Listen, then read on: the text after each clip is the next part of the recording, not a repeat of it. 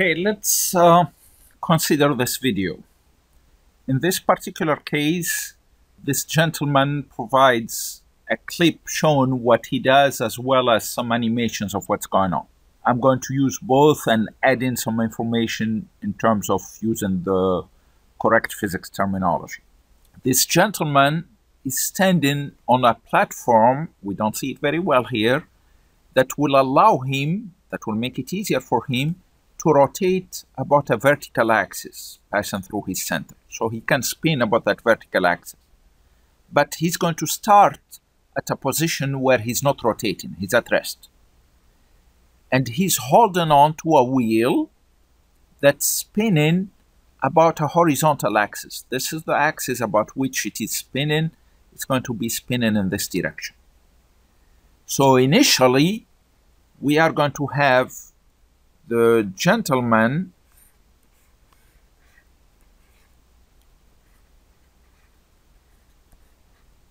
and the platform at rest, but the wheel spinning in this direction. Then what the gentleman is going to do is turn the wheel around. So we are going to have something like this.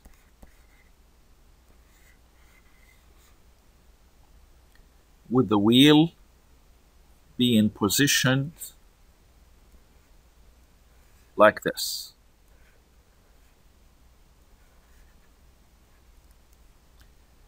So this is going to be our wheel. Since the wheel is rotating here, it's going to be rotating here as well. Now, one thing to remember, this setup here makes it easy for this person to rotate about an axis passing through his center.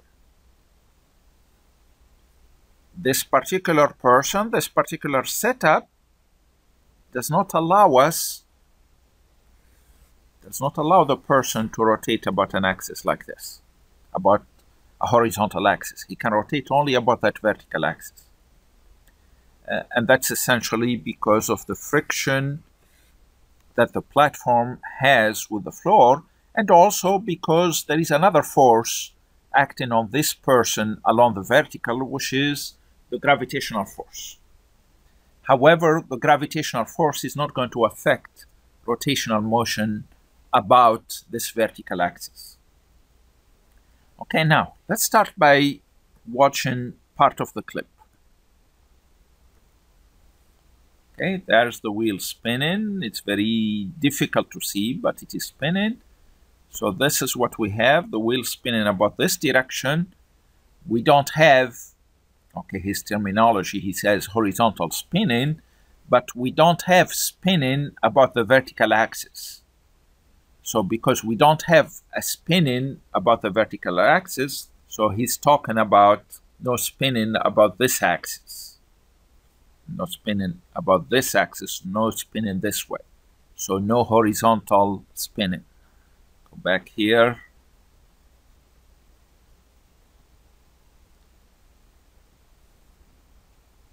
Now, in terms of physics terminology, if we focus just on that vertical axis, what he was saying is, or what we have here, is we have no angular momentum along that vertical axis.